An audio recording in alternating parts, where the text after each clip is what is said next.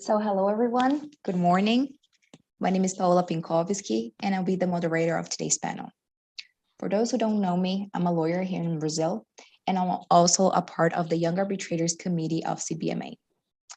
Today, we will be discussing the effectiveness of expert witness in construction arbitration. And for that, we have the great honor of receiving Cristina Mastrobuano and also Roberta Downey. Cristina Mastrobuano is the partner in Cristina Mastrobuano Advogados in São Paulo, and Roberta Downey is partner in Vincent's and Elkins firm based in London, England. Thank you, Roberta and Cristina, for accepting our invitation. And Cristina, if you can presentate for us, you have the word. Hi, Paula. First of all, thank you very much for the invitation. It's a great pleasure to be here and addressing myself to young members. It's always good to be in touch with new young professionals. It's always refreshing, and I hope I will be able to give you some contribution in your professional development. So I will start sharing my presentation.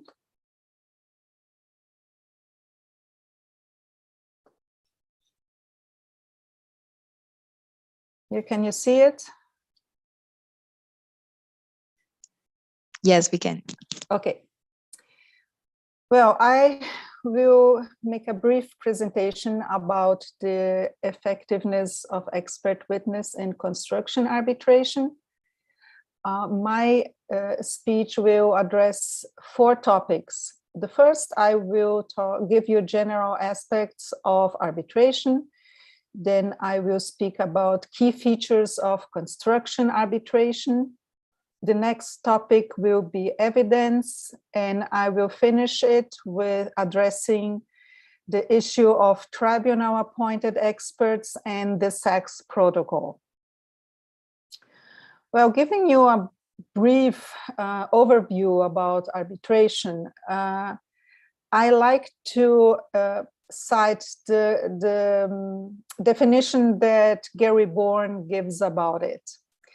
He says, arbitration is and only is a process by which parties consensually submit a dispute to a non-governmental decision maker, selected by or for the parties to render a binding decision resolving a dispute in accordance with neutral adjudicatory procedures, affording each party an opportunity to present its case.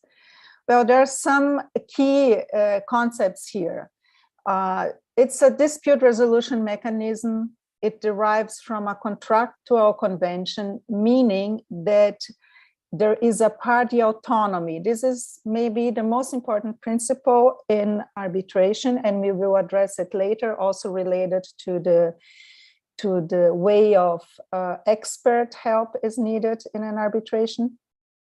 It's a non-governmental character, and also huge importance, it has a jurisdictional nature, meaning that the decisions are binding. There's no need to have a ratification of judicial courts.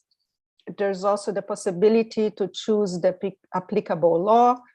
And another very important principle to address is the due process of law, meaning that parties have to be able to present their case in the meaning they want to.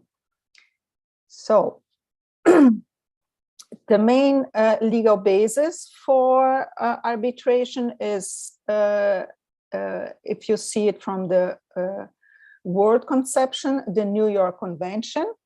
Yes, which is the Convention on the Recognition and Enforcement of Foreign Arbitral Awards.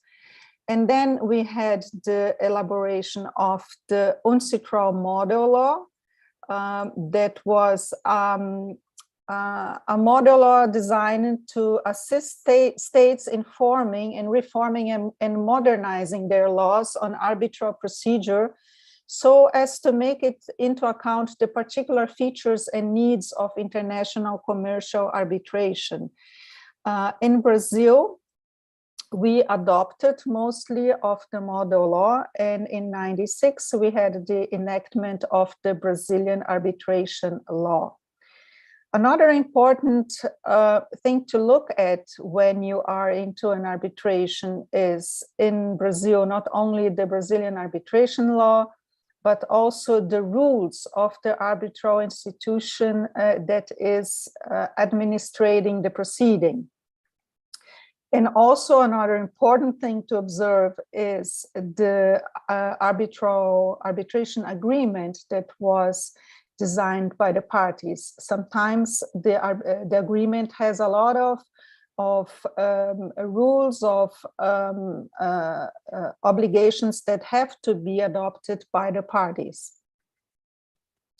Well, going now into the construction arbitration. Yes, what I like to say is that construction contracts are not simple contracts. It's always a complex business involving a variety of actors. There's a big interaction in these actors, the suppliers, the engineers, the workers, and it's a big business in which a lot of things help to create disputes during the execution of this kind of contract. It's very different from a buy of something in which you have one contract, the product is delivered, and then you finish the relationship between the parties. Here we have a contract, mostly a long-term contract. If you have a big construction of infrastructure construction, for example, it's mostly a many years long contract in which a lot of things can go wrong. So it's a kind of arbitration that needs very technical expertise to be resolved. So any dispute is decided after the analysis of the evidence. Yes, and evidence, in evidence here, we can say that evidence is based on material facts, on documents, on testimony, and on the applicable law. Just to cite some of the phases of evidence. What we can see is that there's really specialized knowledge and expertise are needed in construction claims, not only for the tribunal to reach a conclusion, but also for the lawyers that are presenting the case. So that's why it's very important that lawyers really understand what they are talking about. So we cannot only rely on the expertise of the experts that are going to work on the case. The lawyers also have to have basic principles of not on construction, but on the documents that are involved in the management of a construction contract. So when we talk about construction disputes, there, as I said, there are a variety of things that can go wrong, but I will concentrate my analysis here on two issues that may arise. One is the construction delay or interruption, and the second one is design and construction defects.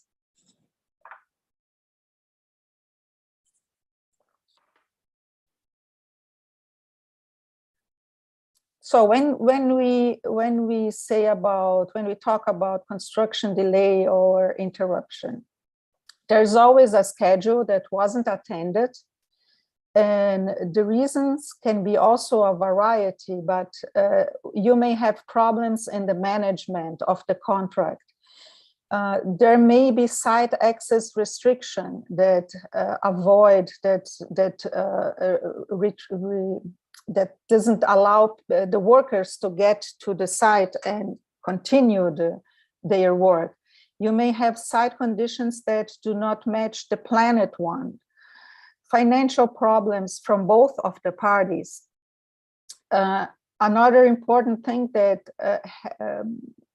results in the delay of the schedule are permits and authorizations that are not issued. We have a big problem in Brazilian constructions, in mostly the ones that are related to the government, that you need the environmental permits, and there is a mess in this environmental permits. It's very difficult. It's always more and more conditions that have to be attended. And it's very common that there is delay in construction due to the not issuing of the environmental license. You may also have labor productivity problems, and also important weather conditions that affect the labor productivity.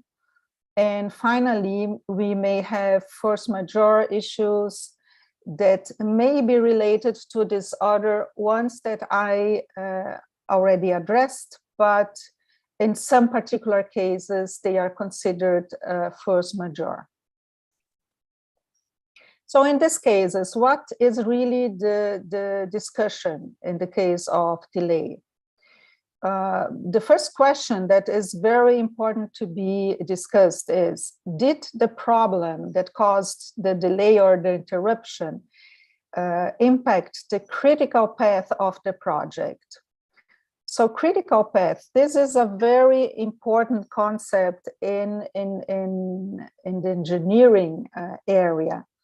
The critical path is the one that if something happens it's one of the reasons that really may impact the project, because there are many causes that may delay the construction, but they do not really affect the execution of the entire project if you think about the entire timeline that is available for the execution of that project.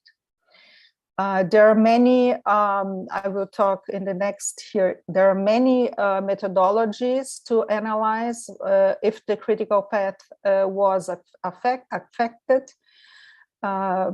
These are all technical terms that you may face when you are in construction arbitration. There is the windows analysis or contemporaneous period analysis, the collapsed as built analysis. This is the very important one, the as-planned versus as-built analysis, time impact, and impacted as-planned analysis. So of course, I will not enter in this concepts. My intention here is just to give you some concepts that you may face when you are in this kind of dispute. Yes. And then going back to what is discussed. First, you have to see if the problem had an impact in the critical path. Then what caused the delay? And also very important, who bears the risk in the contract? Because if the risk of that delay was borne by the claimant will not have a case, because this is within his responsibility. So you may always want something that was in the obligations or in the risk of the other party. Then how much does delay cost? Here we enter in the delay quantification, which is also a very complex concept with many methodologies. But at the end of the day, what do you want in the dispute of construction dispute is really the delay quantification. And then you discuss what is the remedy. What does the contract say? Is there a time extension of the contract, or there should be an additional compensation? So this is what really matters in a dispute of in a construction arbitration.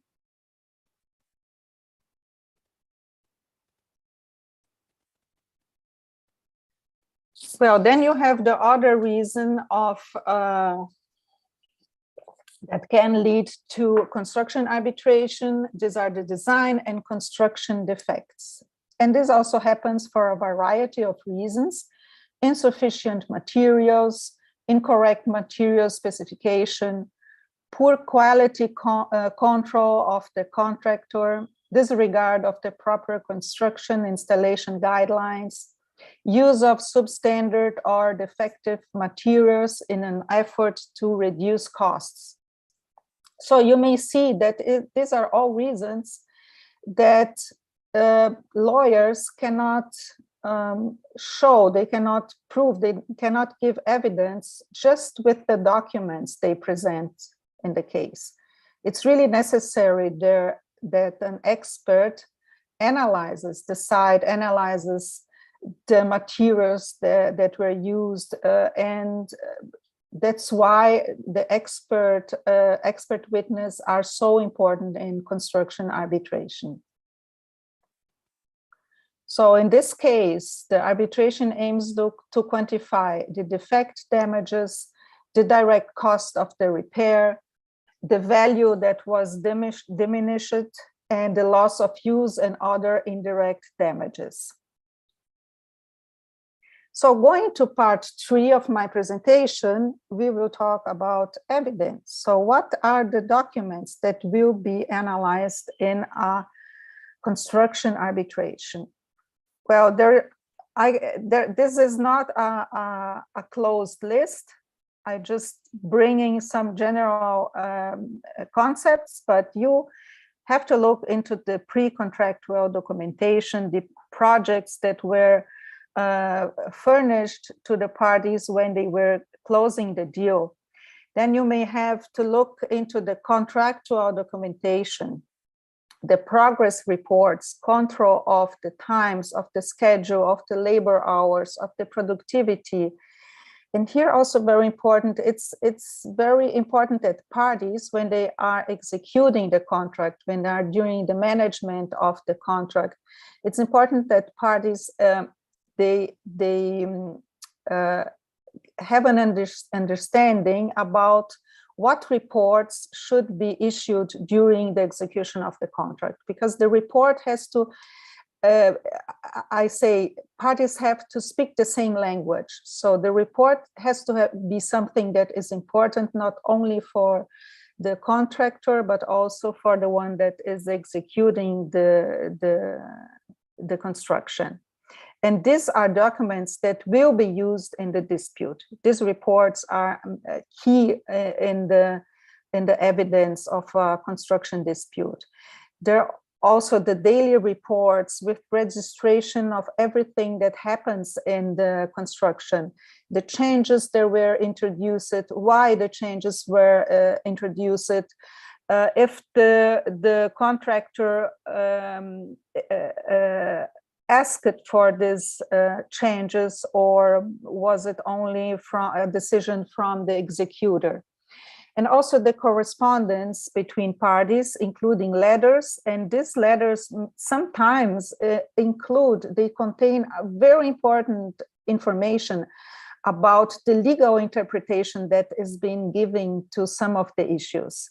So that's why all the correspondence that is switched between the parties has to be very well thought, and one have to be very careful in writing interpretation about the contract, for instance, because the other party may go there a correspondence from 3 years ago and say, oh, here, see you were already agreeing that it wasn't my obligation because of the wording. It can give some false interpretation. So these are all documents that are really analyzed in a construction arbitration, and this can be a lot of documents. So that nowadays there are some programs that analyze these documents in order to have a filter about what is really important and not. So going to the tribunal appointed experts. And here we go, and I will go back to my first part of the speech where I talked about the autonomy that parties have. Yes. But first, I will say that if you consider the basic distinction into the work of the experts, you may say that there are tribunal-appointed experts and they are party-appointed experts. There is this division, this common understanding that in common law, it's usual to use party-appointed experts. And in civil law jurisdictions, the majority of the cases are tribunal-appointed experts. So this is common culture, and we will accept that as a premise. So I will talk here more about tribunal-appointed experts, mainly from the Brazilian perspective.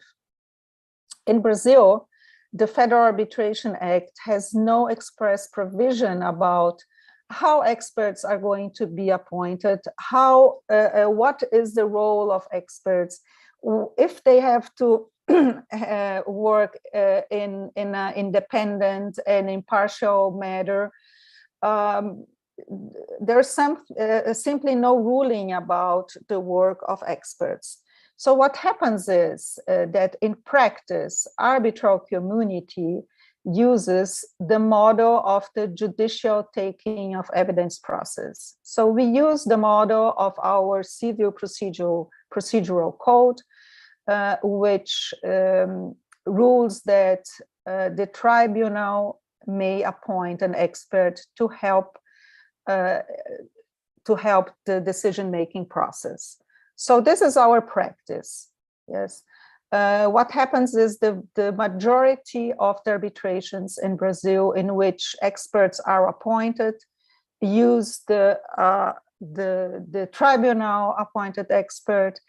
And there is also very common that parties use what we call a technical assistant.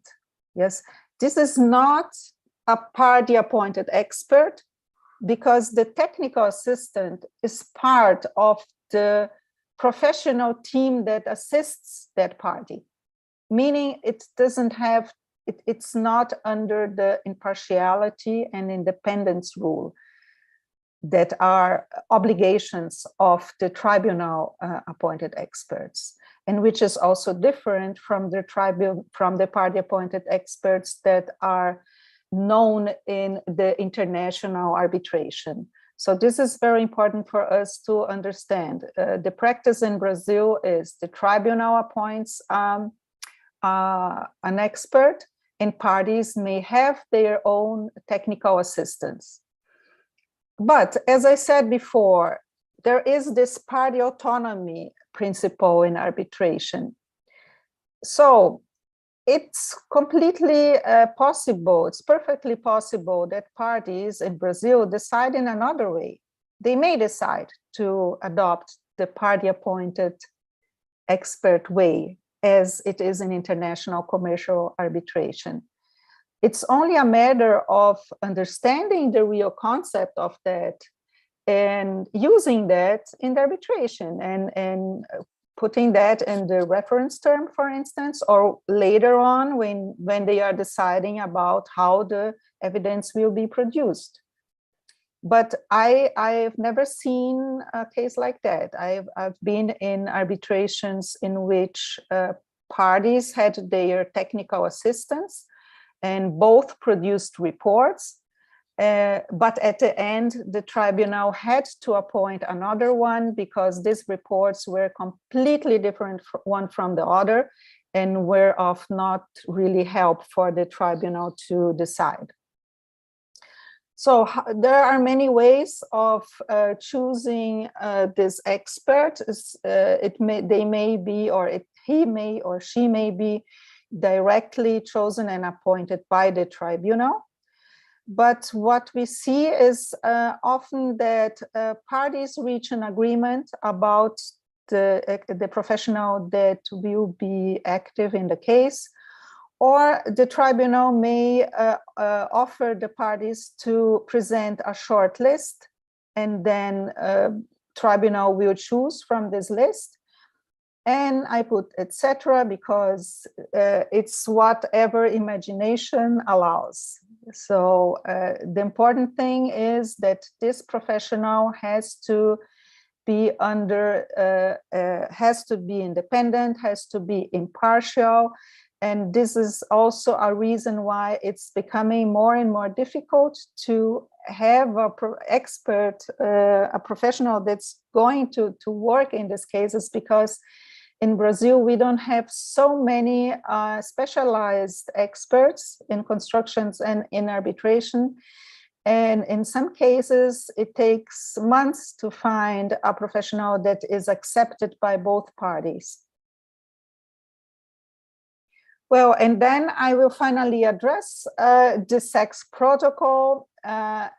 SEX is a German lawyer, arbitrator, professor, and he presented in 2010 in Rio de Janeiro at the ICA, the International Council for Commercial Arbitration. He presented a paper in which he brought this possibility that is a kind of a hybrid of party-appointed experts and tribunal-appointed experts.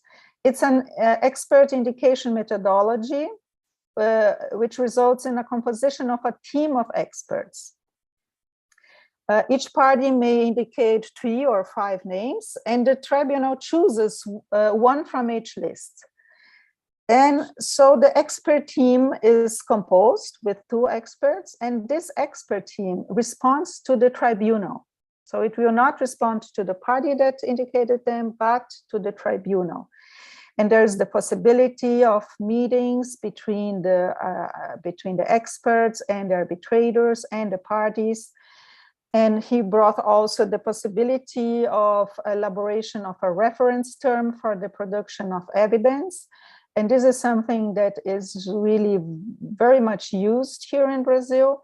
The elaboration of a reference term in which the object, the form, the communication method, obligation of the experts is exposed. So with that, I finish my presentation and I am available to answer your questions. Thank you very much. Thank you, Cristina. We will address firstly Roberta's presentation, and then we will go to the questions, okay? So, Roberta, if you're ready, you have the word.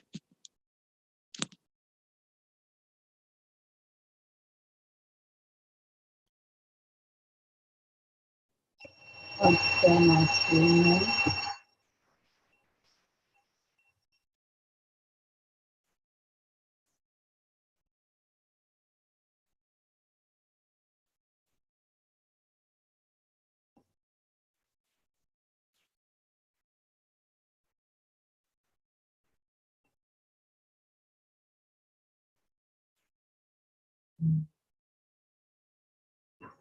Can you see the presentation?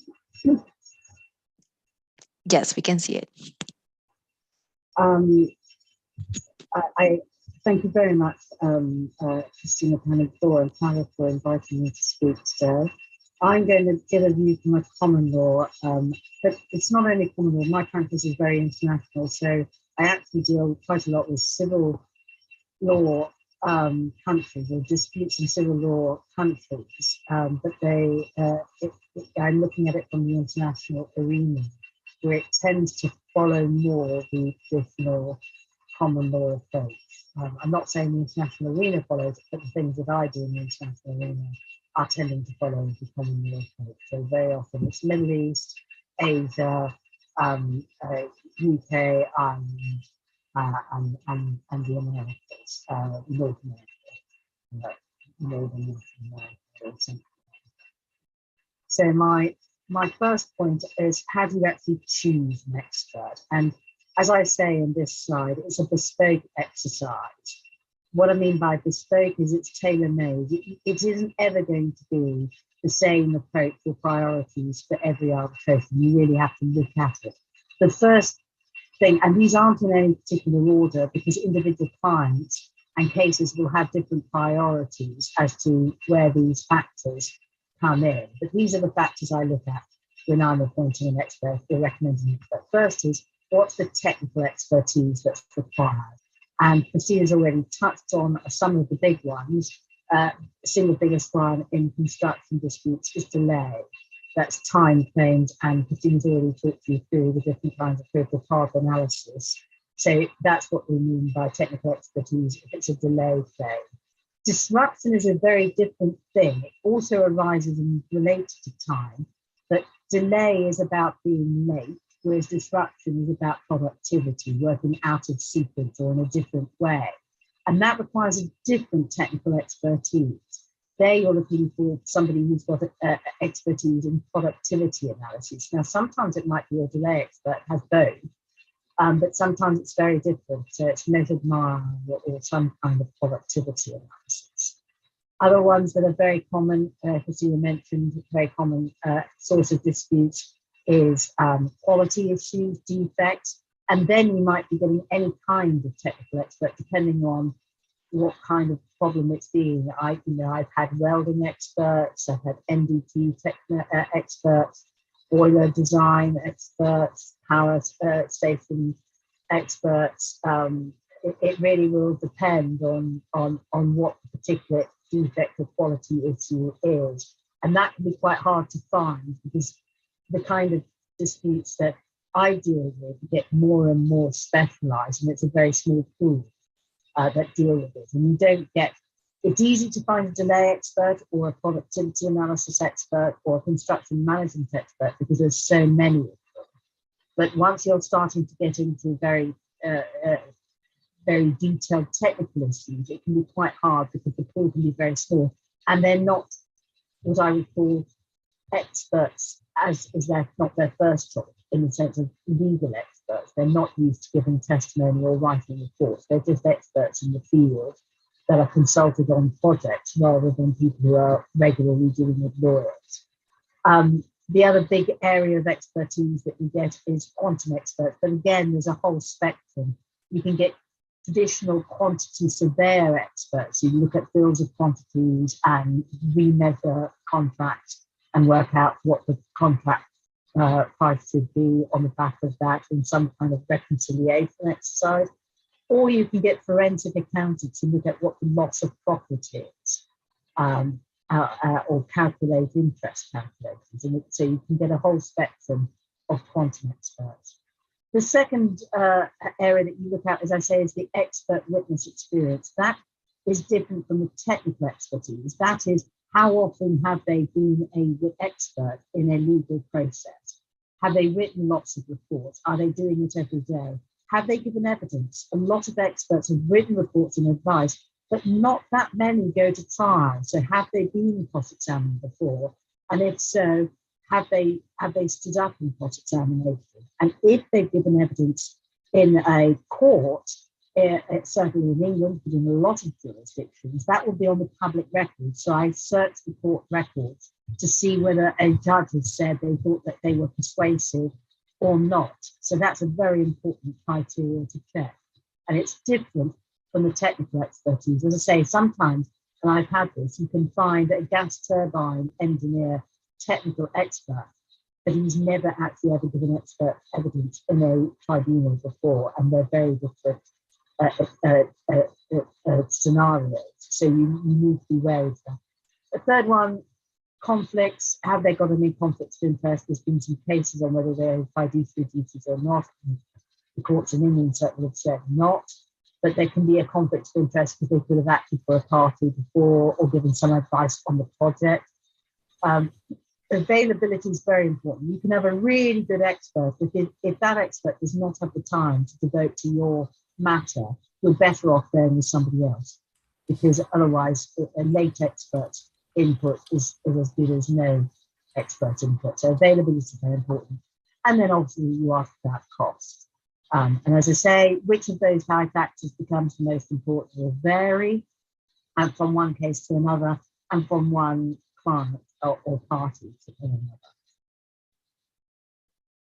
The next slide is about the duties of an expert. And I think this is always a really interesting one, because when I talk to my civil law colleagues, they always take the view that common law is a hired gun. A common law expert, because we have an adversarial system, is that they are hired guns, and they're not supposed to be hired guns. That's, I can understand why people think it, but as Cristina said, the difference is that in a sort of common law tradition, is more often than not you have party appointed experts rather than tribunal appointed experts.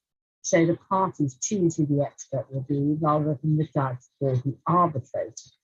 And so people think, well, that means that if you're appointed by a party, you're going to be a hired gun, you're going to have to do whatever they say, and you're acting as advocate. But all the guidance from IBA rules, with arbitration, to English court rules and Singaporean court rules, all emphasize that the primary and overriding duty of the expert is to help the tribunal on matters within their expertise. They are not supposed to be a hired gun. And if they do turn out to be a hired gun, even if they're party appointed, then there will be very little weight given to their evidence. So tribunals are very hot on the idea that if somebody seems to be advocating rather than giving an objective view based on their expertise, they put a line through their evidence. So don't get fooled into thinking just because it's a party appointed, you can be adversarial. You cannot. And likewise, we do sometimes have court appointed ones, but it's extremely rare. What the reason is that it's a nice idea in principle, and the court will provide for it here. But what they say is you end up having a tribunal appointed, and then each party appointing their own one to be able to understand or persuade the tribunal appointed one. So it hasn't really caught on. Second biggest duty of an expert is independence. And what we mean by independence and impartiality, which is my third, is something different. Independence, it talks about how close have they got? Have they been tainted? And the big debate here is at what point does an expert advisor become too much embedded in its party's position that it's lost its independence, that it's got a vested interest, if you like. So what I have in mind here is that construction projects which I deal with can quite easily be 2, 3, 4, 5, 10 years in the running. And issues may arise, let's suppose those delay issues arise quite early on the project, year one, or let's say a 3-year project. The party, the contractor or the employer might decide to get a delay expert in to help them prepare their claims and put forward a critical path analysis to claim under the contract for an extension of time. And that expert may work with the party for some time.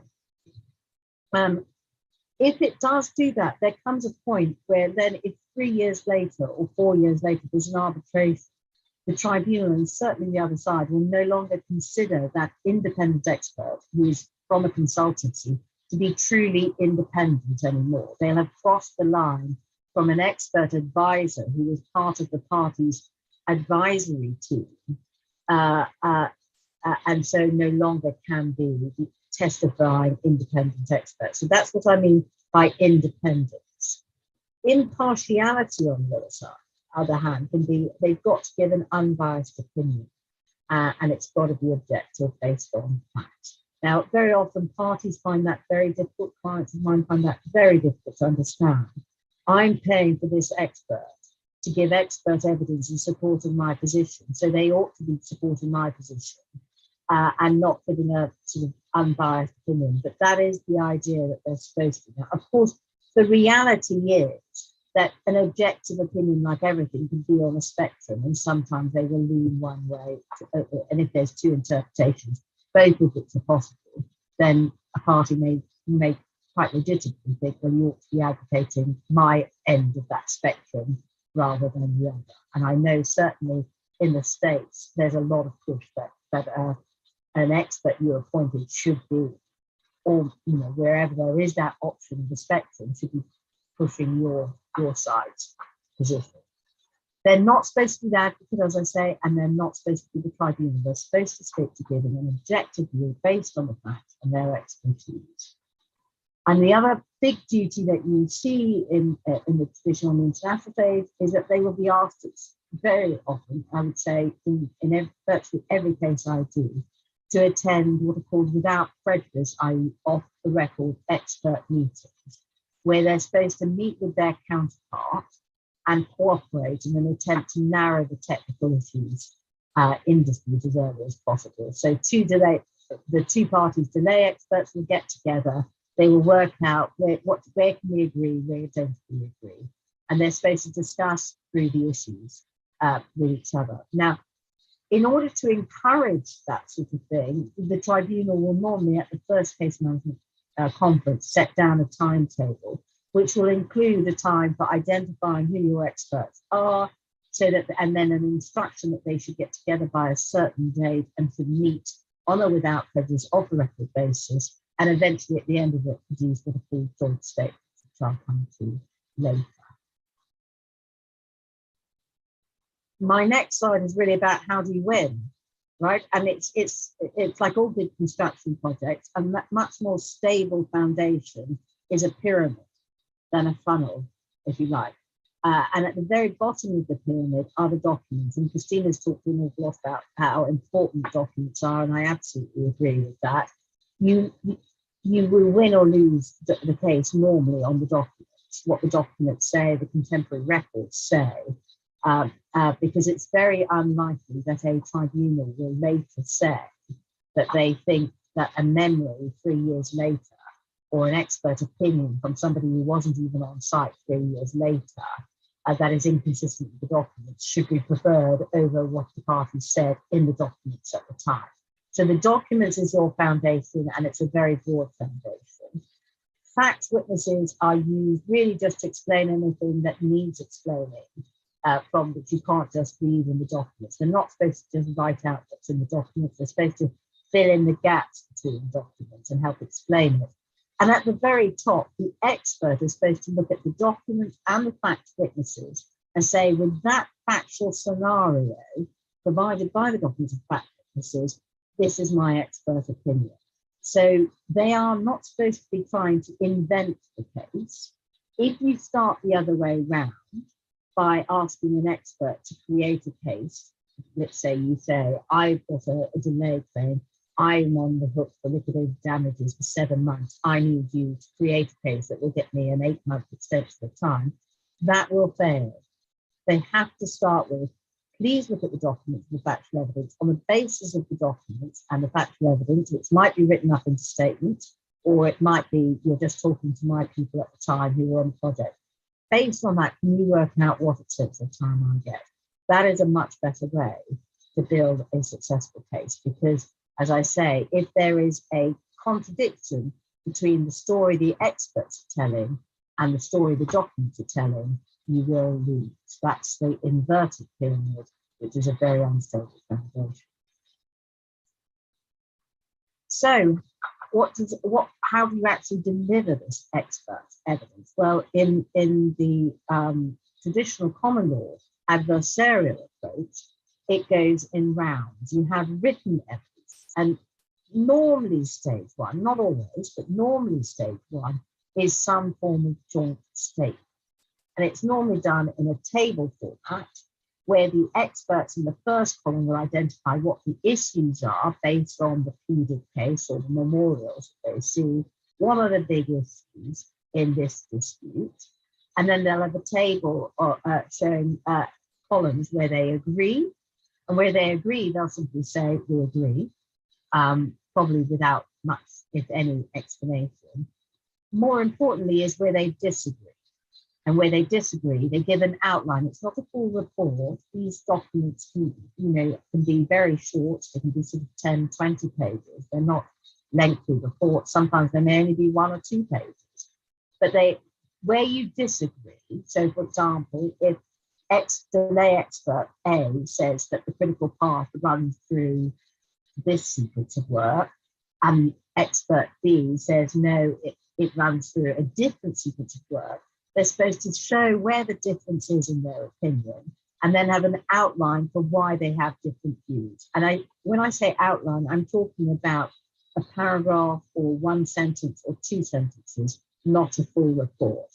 And that's the idea. If you remember in my slide about the duties of the expert, about they have to cooperate two slides ago, that's what they're supposed to be trying to do early on, narrow the issues so that all the costs of the arbitration can try and be managed and it can be run efficiently, with people only really focusing on where they disagree, rather than both writing reports on things where they agree. So it's all about costs and efficiency, which is the topic for this seminar today. And that's one way to do it, to try and get the experts who are supposed to be independent and impartial to narrow the issues and focus on what is the issue that's going to turn the needle on this case and help me to decide that. I don't have to decide every single thing. What do I as a tribunal actually have to decide? The second round, once you've got those joint statements, then there's normally the process then moves on to exchanging expert reports. And this is where the experts will then set out in a lot more detail their views, focusing on where there are disagreements. Where they're agreed, as I say, there's no point them writing a report. You want to focus on where they disagree and where the tribunal then needs to focus and make a decision. Because where they agree, the tribunal will usually just follow what the experts have said. And here there's two approaches. Sometimes you have what's known as sequential exchange. So for example, the claimant might have to put in their expert reports first, and then a month later, the respondent might put in their reply, and then there's a final right of reply for the claimant's expert. So you might have, if you like, 3 rounds with a start, a reply, and a further reply. Or more frequently, you get what's known as simultaneous exchange, where you have 2 rounds, where you both at the same time put in your first position, expert report on the issues, and then in the second round, you reply to the other. Again, coming back to the theme of this webinar today about costs and time efficiency, 2 rounds is going to be quicker and generally cheaper than 3, right? So more often people move to simultaneous, but there are situations where you may go for sequential. One good example of that might be where one party has all the documents and the other doesn't. And so it needs to see how the case is put and the documents that the other side relies on first. Having said that, I've had a case recently where the tribunal's got around that by saying at the very start there must be what's known as equality of arms between experts. So any document that I gave to my expert, I had to also give to the other side, so that the experts had a common data set. Now that in principle and in theory is a very good thing, because it means both parties' experts have exactly the same documents from which to make an opinion, rather than one side have more documents than the other. In practice, it does depend on both parties following it properly and being fair about it, and not holding things back, which is a danger, because sometimes if people feel I'm going to have to give that document to the other side as well, they tend to be a bit more careful about what they give their experts. So there's always in life an unintended consequence, and that perhaps was an unintended consequence in there. The second main point to take away really from written evidence is the content of the report. And I've put here a few bullets. The English courts have a set list of things that have to be covered in the expert report, and so do the IBA rules. They will set out what you have to cover, and it covers these sorts of things. But most arbitrators will also perhaps include in one of the first case management conference procedural orders, they will set out what they say the expert report needs to cover and what declarations it needs to give. And it goes from the really benign things like the name and address and qualifications, attach a CV, that sort of thing. And in independence, you have to say what relationship you've had with the parties or their advisors at the tribunal, and how you're paid, whether you're getting a success fee or whether you're just getting paid on an hourly rate. To a lot more detailed matters like what assumptions have you relied on, what documents were you given, and information. And particularly if you feel that some of the information is missing, you're supposed to set out why your view has to be caveated because you haven't had full information and what you would like to see. And equally, if one of the questions is something that's outside your expertise, then you need to say in your report that it's outside your expertise. A very important point, which is part of maintaining and demonstrating your independence and impartiality, is an expert does need to be ready to reconsider their opinion if it's appropriate as early as possible. And if new information comes to light, either from documents or the other side's opinion, or during the course of the trial from witness cross-examination, they may have to change their mind. I know parties never like that because your case is never as strong as the minute you first open it, once it starts to be attacked in cross-examination, but they do have to be prepared to change their mind if new information comes to light, because remember their duty is to be objective and independent and to assist the tribunal. My final slide, you're glad to hear, is about how oral evidence is presented. And it's presented, I've given you 3 examples here, but there can be a hybrid between them. What I mean by traditional is traditional cross-examination. So in the adversarial approach, party A may call an expert, and then party B's advocate gets to cross-examine party A and try and attack it and show that and undermine that expert evidence, or bring out the points that they want to bring out and mitigate the points that are against their client's position. That's sort of traditional cross-examination, where the experts are normally heard together in like discipline. So let's say it's a claimant and they've got delay expert. The claimant's delay expert will go into the witness box first. The respondent's lawyer will cross-examine them, and there'll be a short right of reply. And then once the claimant's expert is finished, he or she will leave the witness box, and then the next delay expert will go into the witness box and be cross-examined by the claimants. So they take it in turns and cross-examining, and it's mostly done by the advocates for the parties. The tribunal might ask a couple of questions in between, normally about clarifications rather than cross-examination. They're not supposed to cross-examine them, but they're listening, and the work is really being done by the lawyers on each side, and very heavily on each side. Now, people who like that approach say, well, that's the best approach because you keep control of the expert evidence. And also remember that the parties' lawyers have been working with the experts for a long time. The sorts of arbitrations I run are often, 12 to 18 months, maybe 2 years, 2.5 years, depending on how big it is. And I'll have been working with the delay experts and my clients behind the scenes all the way along. So my knowledge is at a much higher level than the judge who comes in and hears it for the first time in the hearing, or the arbitrator. So I understand what the experts' real issues are and where the disputes are, and have a lot more knowledge.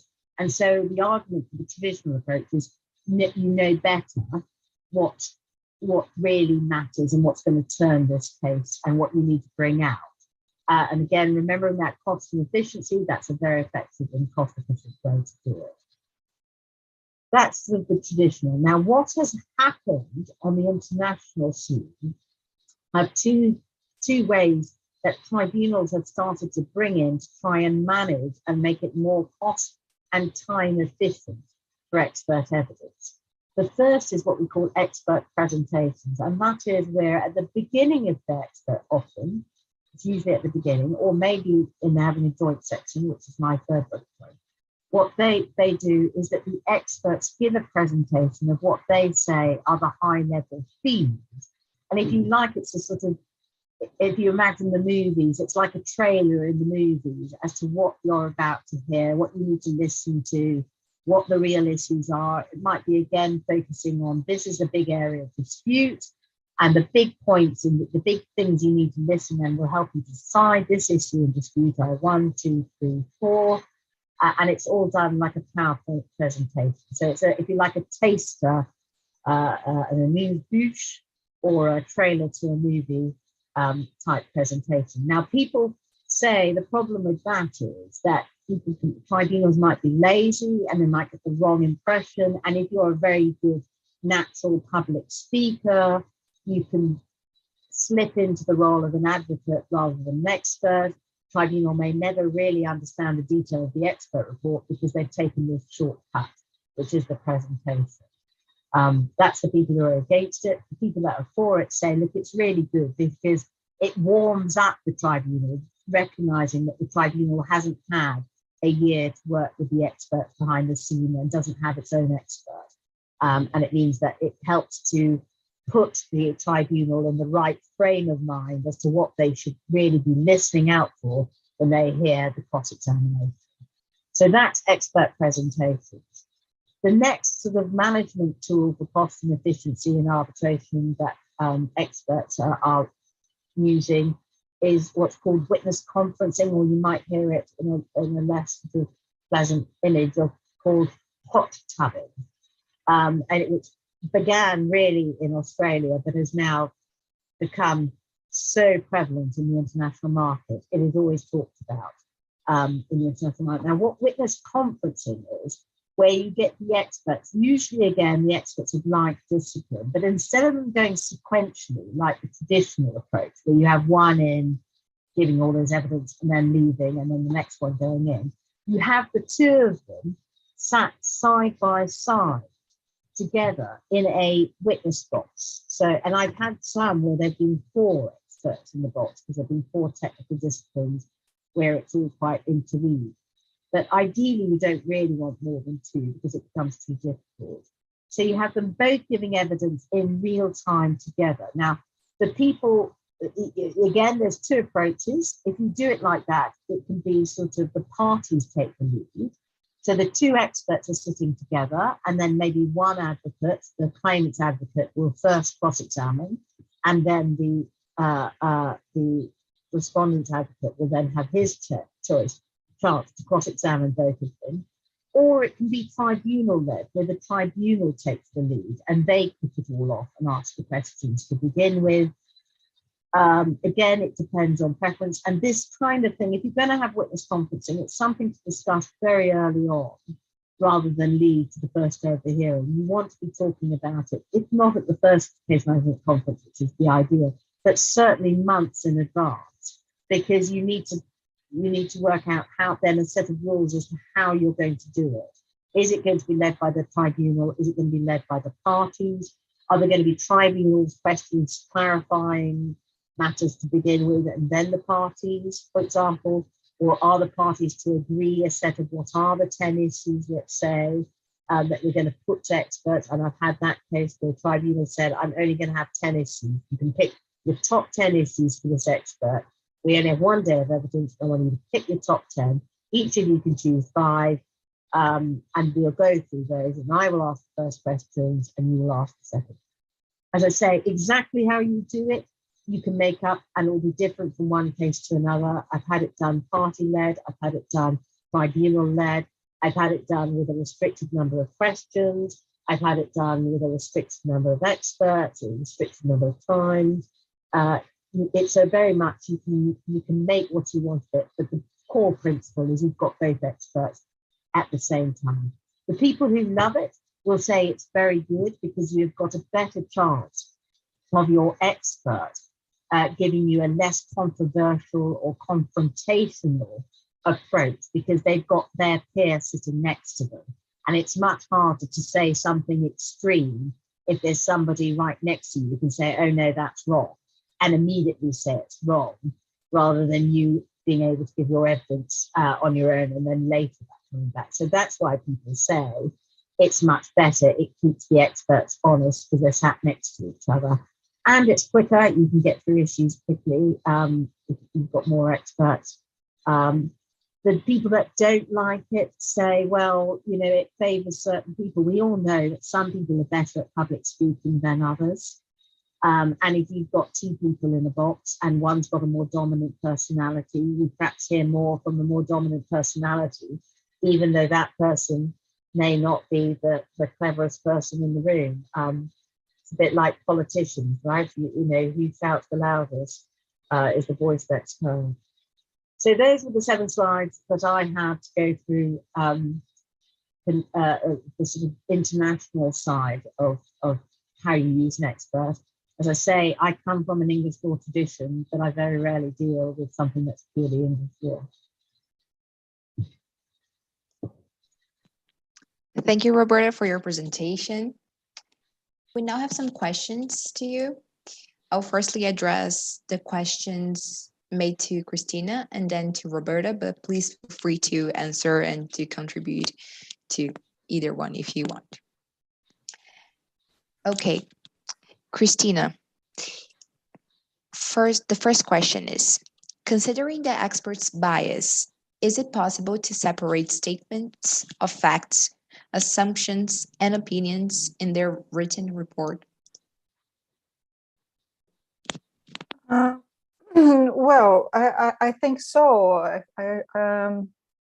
Well, first of all, I want to congratulate Roberta for the presentation. Very, very deep, very objective, very important. All the steps of and what is important when you choose an expert, and these are also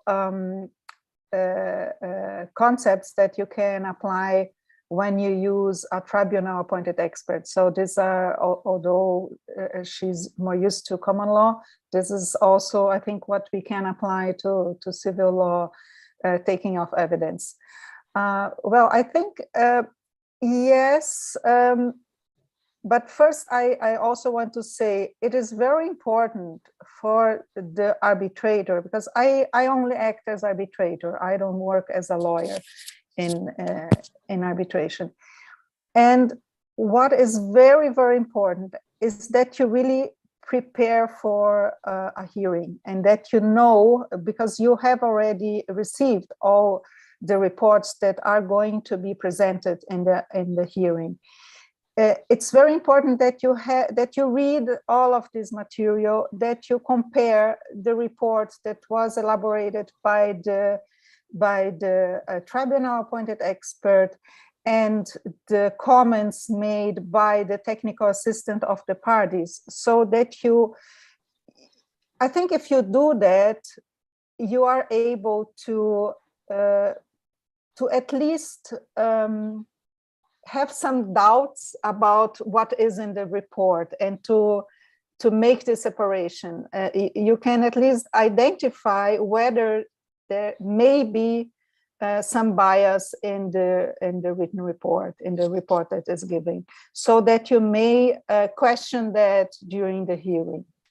But I think in order to do that, you have to be really prepared. If you go to the hearing without having read the material, you don't have the necessary elements. So then happens that what Roberta said, the lawyers are already very much prepared. They know exactly even where the flaws of their arguments are. And as an arbitrator, you have to really dedicate yourself and go through all the material and try to identify where the flaws are and why the bias may be hidden in the presented work.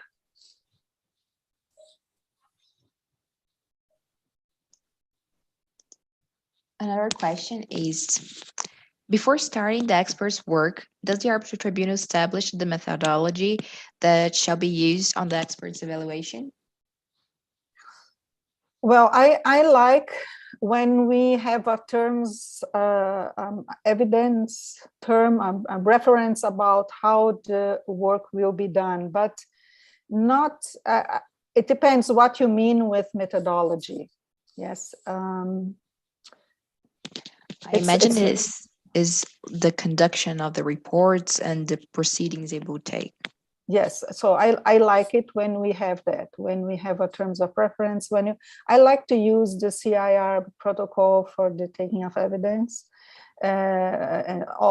Although it's for party-appointed experts, I think there's a lot of information and a lot of methodology that you can use in in any taking of evidence.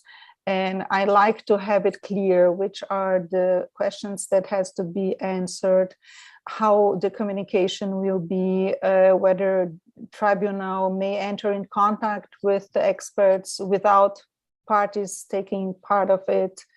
I think that everything that you have very clear from the beginning on will avoid future discussion. For sure. Yes. Another question is, as you well explained, the arbitral tribunals in Brazil usually appoint an expert to work on the proceedings. How can the arbitral tribunal assure the impartiality and independence of these experts? Well, you may never be 100% certain, but what is usual, although the arbitral institutions do not have this impartiality and independence requirement in their rules, or although this is not in the ruling of our Federal Arbitration Act, experts, they have to sign a declaration of independence and impartiality. And what they have to do is they have to disclosure whether they have had any relationship with the parties or with the lawyers that are acting in the case. So this is a way, it's more or less the same assurance that you have from arbitrators, because it's always a written statements, written declarations where the arbitrator or the expert disclosures everything that may be considered a bias in the future. Yes, for sure. Now moving on to the questions to Ms. Roberta. Roberta, the first question. After seeing the counterparty's expert's report, is it possible for the party's expert to change its opinion or try to reach an agreement even if it doesn't help its appointing party's allegations? It's not only possible, it's actually expected that is what you'll do, because you're supposed to be independent. Only if it changes the view. First of all, it is possible after you've seen, that's the whole point about having either sequential or simultaneous 2 rounds or 3 rounds. Your first report puts in your position. First of all, the idea is that you've done the joint expert meetings, you've then written a joint statement, you've already reached a certain amount of agreement, but it's very high level at that stage. The idea is that then next, when you put in your report, that's when I will put if I'm the expert, my detailed explanation for why I hold the view I hold and all the documents that show why I am right to have that view. Your duty as an expert when you receive the other side report is to read that and look at what they've looked at. And you may think, well, oh, now I understand why they hold that view. And so I'm now going to change what the view I had in the joint statement, and now I will agree with them. Or you may say, well, I read all that, but I still think that's wrong.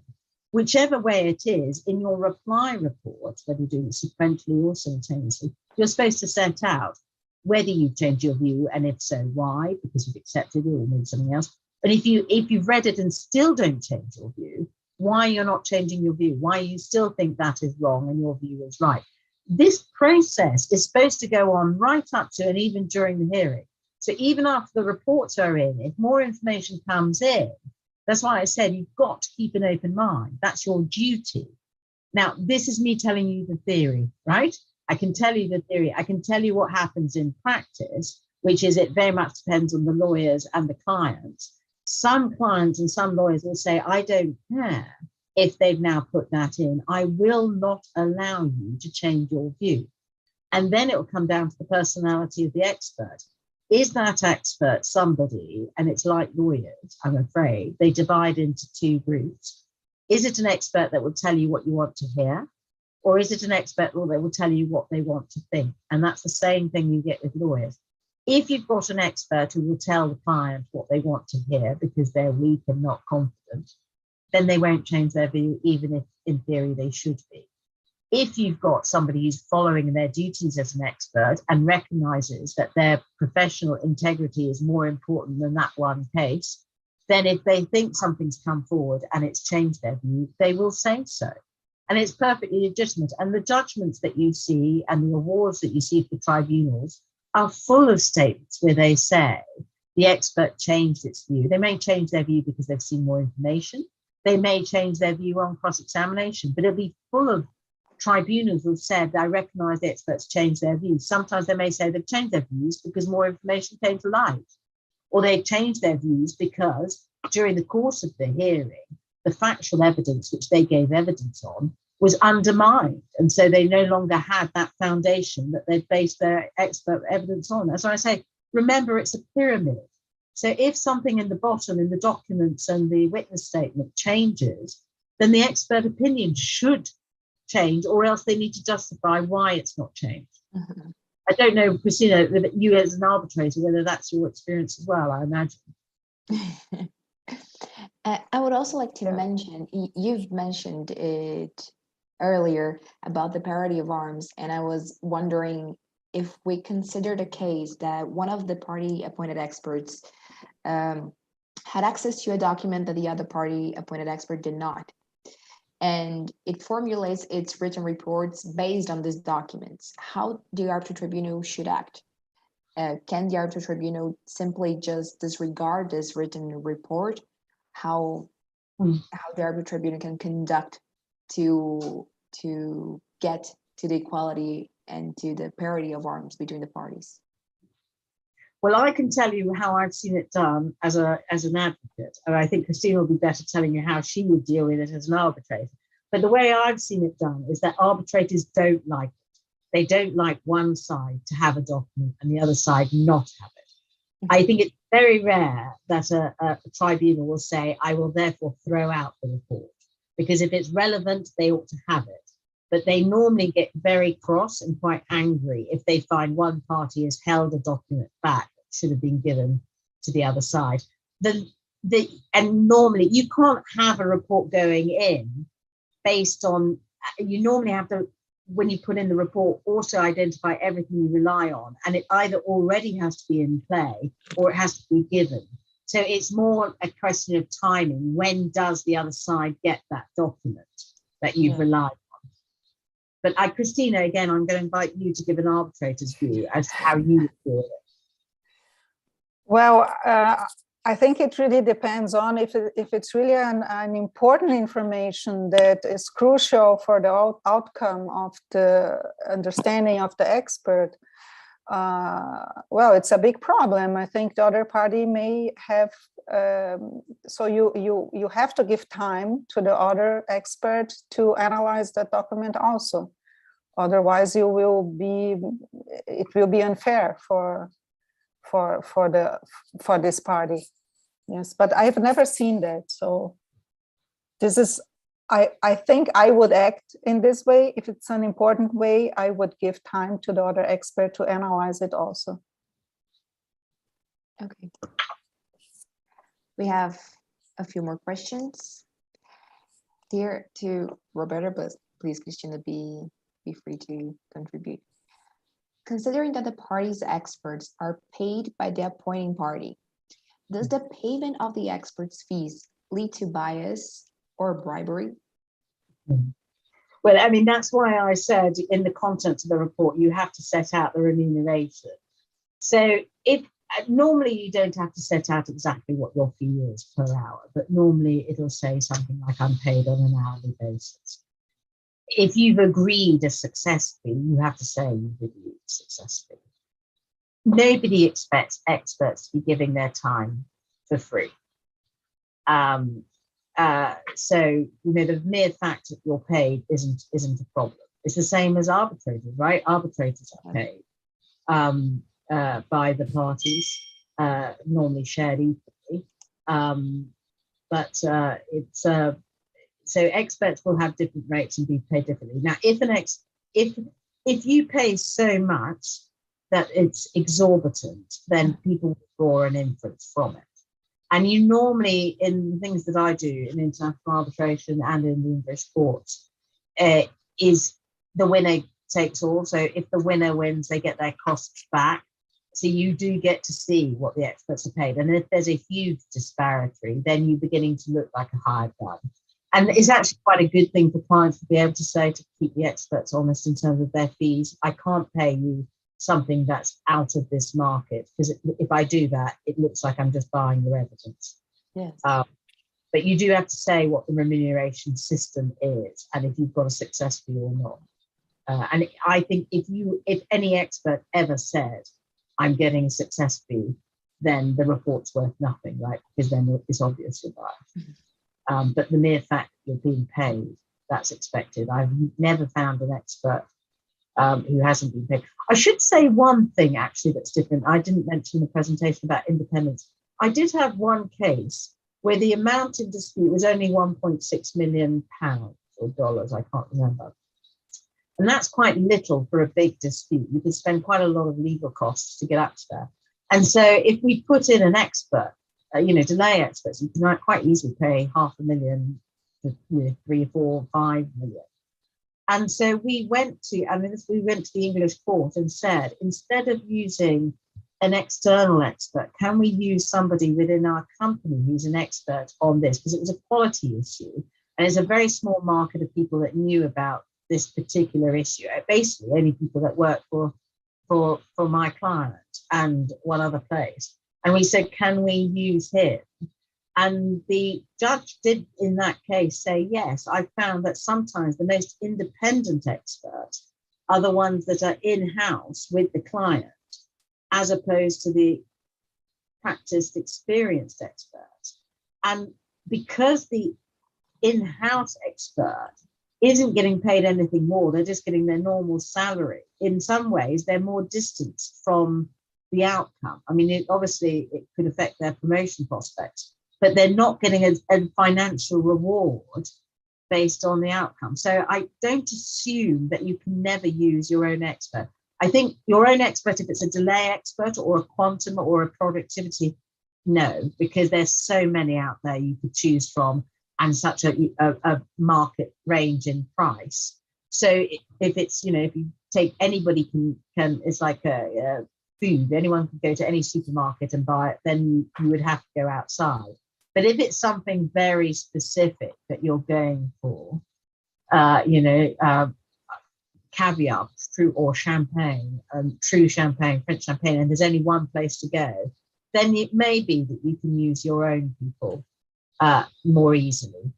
But if you are going to use your own people and obviously not pay them and instead just have a salary, it's something I think you should flag up at the very beginning with the other side and with the tribunal to check that they're happy with it and they're not going to take a point on independence later. Okay. Well, that's it for the questions. Thank you, Cristina. Thank you, Roberta. It was very enlightening. Thank you for the presence. And it was an honor to have you here. If you would like to make some more considerations, you're free. Well, I just want to thank you for this opportunity. As I said before, it's always nice to address myself to young members and the new generation. Thank you very much. Thank you. Thank you very much. Thank you all for the presence then. And that's it. Bye-bye, guys. Bye-bye. Thank you.